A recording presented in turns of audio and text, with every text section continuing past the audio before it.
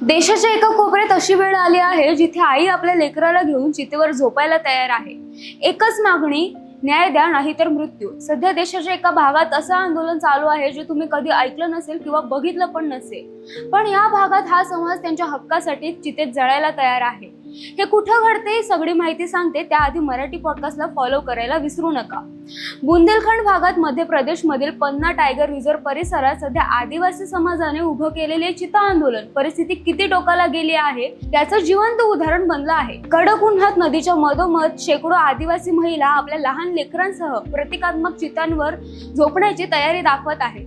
हा केवळ संताप नाही तर जगण्यासाठीचा शेवटचा आक्रोश आहे। या आदिवासी कुटुंबांचा संघर्ष आहे त्यांच्या जमिनी, जंगल आणि अस्तित्वासाठी। यामागे कारण ठरत आहे केन बेतवा लिंक प्रकल्प, ज्यामुळे अनेकांना आपली घरे आणि शेती दोन्ही सोडावी लागली। गावकऱ्यांचा आरोप आहे की त्यांना ना योग्य नुकसान भरपाई मिळाली नाही, सन्मानाने पुनर्वसन।